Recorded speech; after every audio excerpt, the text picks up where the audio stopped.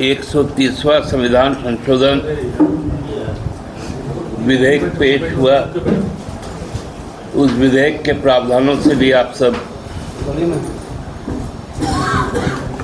परिचित होंगे। ये सारा कवायद हम लोगों ने 2019 में ही इसकी आशंका हम लोगों को हो गई थी और उसी वक्त से ही हम लोगों ने एक नया शब्द का चयन किया था, वो है एंड ऑफ डेमोक्रेसी का। क्या? End of democracy. End of democracy. ये पहले तो इसके लिए इन्फोर्समेंट डायरेक्टरेट को लगाया गया, सीबीआई को लगाया गया, डीआरआई को लगाया गया। कालांतर में सब कहीं ना कहीं फेल करते रहे। चुनाव आयोग को भी इसमें घसीटा गया। उनकी भी चोरी जब पकड़ी गई तब संविधान को ही समाप्त कर देने का एक नया साजिश सोचा गया।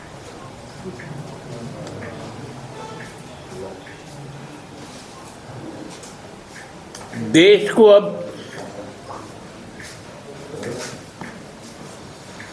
लोकतंत्र से हटाकर राजतंत्र के पराकाष्ठा पे ले जाने की तैयारी कर दी गई। मतलब राजा को अब जो भी चीज पसंद नहीं होगा वो चीजें उस देश में नहीं होंगी। और ये इसलिए आनंद फानन में आया कि जो एसआईआर का जब खुलासा हुआ और बिहार में जिस प्रकार का गुस्सा आया, उससे केंद्र की सरकार विचलित हो गई और उसको लगने लगा जो 400 पार जिस चुनाव गणित से वो जाना चाह रहे थे, उस पर लोगों ने रोक लगाकर 240 किया। ये भी 240 में 100 चोरी का ही सीट है, केवल 140 ही भाजपा का सीट है। तो उसको कायम रख के सत्ता में रहने के लिए इस बिल को इंट्रोड्यूस किया गया कि कहीं बिहार के नतीजे के बाद जो सरकार का जो नानी है, मतलब नायडू और नीतीश, सरकार का नानी रूठे नहीं।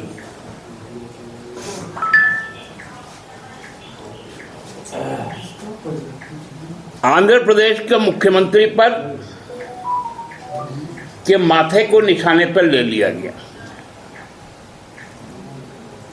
उनके मंत्रिमंडल के सहयोगियों को निशाने पर ले लिया गया। नीतीश जी और उनके पार्टी के लोगों को निशाने पर ले लिया गया। जयंत चौधरी को ले लिया गया। चिराग पासवान को ले लिया गया। जीतन राम मांझी को ले लिया गया। अजित पवार को ले लिया गया। एकनाथ शिंदे को ले लिया गया कि तुम्हारी सारी राजनीति 30 दिनों के अंदर हम समाप्त कर देंगे में दे दिया गया। लोकसभा में सरकार ने माना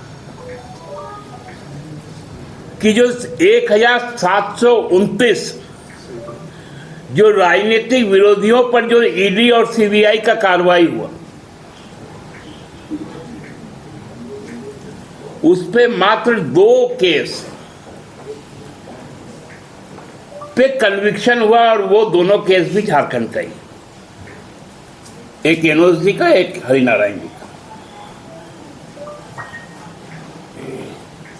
बाकी डीएमके से लेकर, आम आदमी से लेकर, हम लोग जेएमएम से लेकर, सपा, राजद, कांग्रेस, एनसीपी, शिवसेना, सारे पार्टियों को टारगेट किया गया, टीएमसी।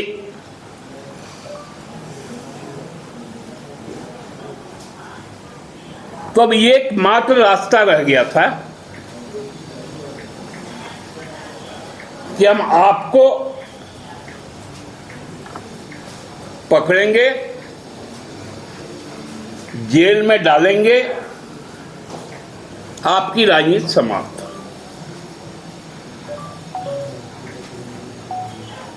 ये मंशा है इस बिल का।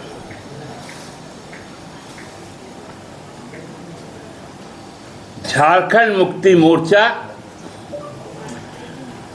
ऐसे अलोकतांत्रिक और संविधान पर प्रहार करने वाले किसी भी प्रयास को बर्दाश्त नहीं करेगा।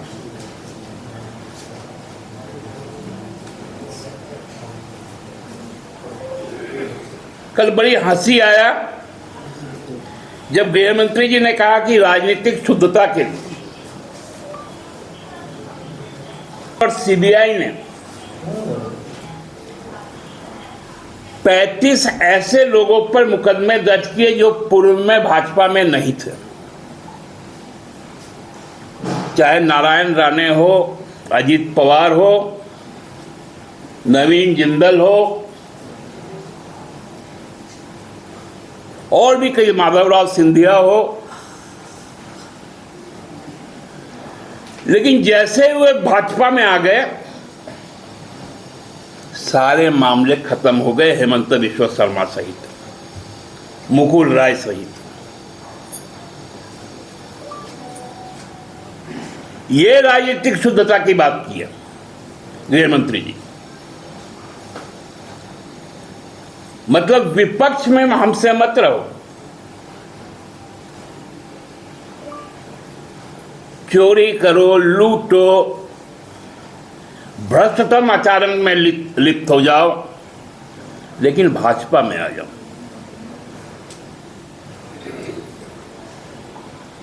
ये घबराहट है भाजपा का।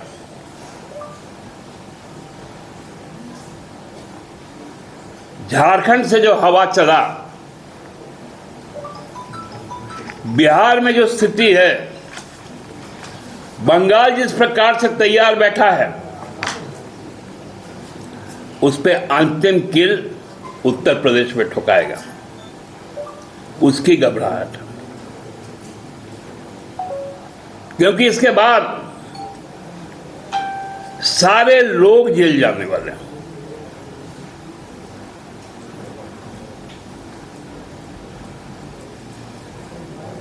इस बिल के इंट्रोडक्शन के विरुद्ध में कल राज्य भर में केंद्र सरकार का पुतला फूंका जाएगा झामुमो के द्वारा।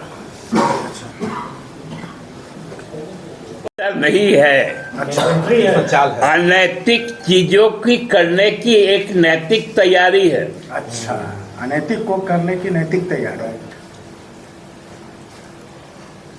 अच्छा, दूसरा मेरा सवाल है कि आपने कहा है और जिस एनोस का आप नाम रहे उस पर भी कांग्रेस की ही सरकार ने, तो क्या मतलब वो लोग भी हथियार के तौर पर इस्तेमाल किए थे उस समय? जी नहीं, इसलिए तो कन्विक्शन रेट हुआ। नहीं, एक मिनट दादा, आप कह रहे हैं कि जी नहीं, यानी गुरुजी के खिलाफ किया था तो सही किया था वो? देखिए, जांच करना, हम इस पे कभी नहीं गए हैं कि जांच आप किसी पे मत कीजिए।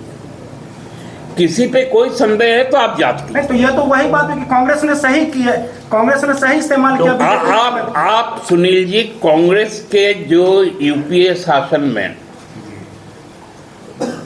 2004 से 14 उठाकर देख लीजिए, देश के सशक्तिकरण के लिए कई बिल आए, चाहे आरटीआई आया, राइट टू एजुकेशन आया, फूड सिक्योरिटी एक्ट आया, न्यूनतम जो मनरेगा का जो 100 दिन का काम आया।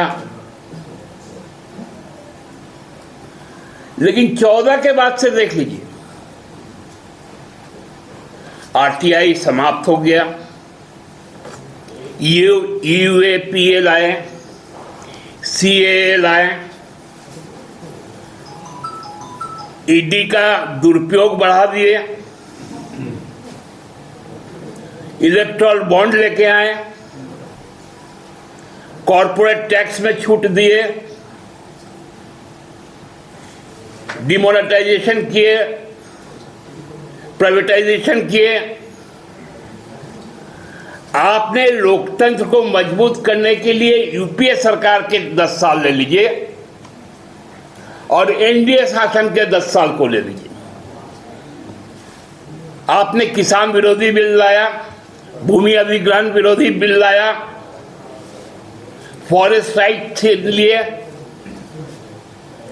10 साल में आपने लोगों को और लोकतंत्र को कमजोर करने के कानून लाए और 2004 से 2014 तक यूपीए सरकार लोकतंत्र और लोगों को सशक्त बनाने का कानून लाए। यही अंतर है नियत का। दादा मेरा 2 सवाल। और इस पे हम लोग क्रमबद्ध सारे विपक्ष के लोगों के साथ मिलकर आगे बढ़ने का काम करेंगे। आप सबको बहुत बहुत धन्यवाद।